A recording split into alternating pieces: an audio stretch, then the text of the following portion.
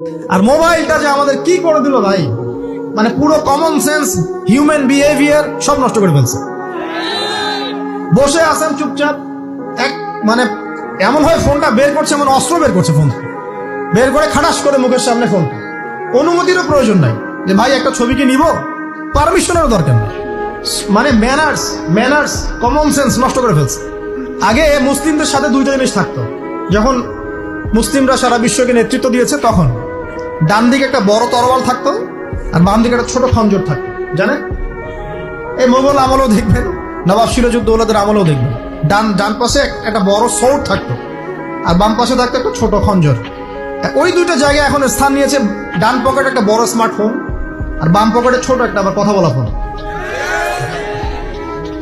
মানসিকভাবে আমরা সুস্থ নই এখন। আল্লাহ পাক আমাদেরকে বোঝার তৌফিক দেয়।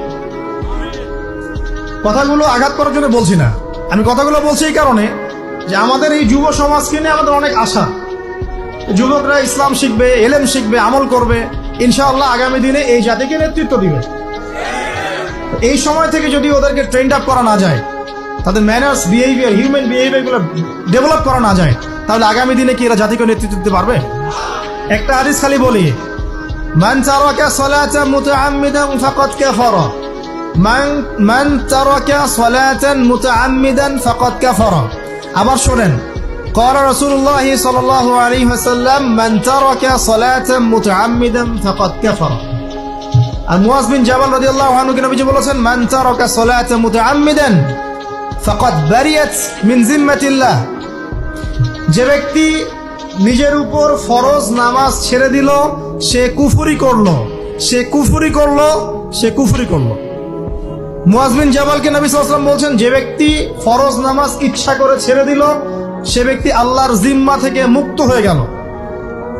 নামাজ ছাড়বেন প্রিয় ভাই, 5 ওয়াক্ত নামাজ জামাতের সাথে ইনশাআল্লাহ। আল্লাহ আমাকে তৌফিক দেখ, আপনাদের সবাইকে তৌফিক দান করুন, আমিন। জামাত যদি না পান একা পড়ে নেবেন, ঠিক আছে? যদি ঘুমিয়ে থাকেন ঘুম থেকে উঠে পড়বেন, ভুলে গেছেন যখন মনে হবে তখন পড়বেন। ওযু করার পানি নাই, কি করবেন? তায়াম্মুম করবেন। তায়াম্মুমেরও কিছু নাই, আপনার কোনো কাপড়ই নাই, সতর ঢাকার কোনো কাপড়ই নাই, কি করবেন? বসে বসে নামাজ পড়বেন ওই অবস্থাতে। এটা কোনো মাফ নাই, মানে আপনার ওযু করার কোনো পানি নাই, তায়াম্মুমের কিছুই নাই, কাপড়ও নাই সতরে, তখনও নগ্ন হয়ে বসেই নামাজ পড়তে হবে, মাফ নাই। যখন শোয়ানো হবে মাথার দিকে কি থাকবে? সালাত। তাহলে আমরা যারা ফরজ সালাত এখন আদায় করছি না, আজকে তওবা করেন, বলেন আস্তাগফিরুল্লাহ আল্লাযী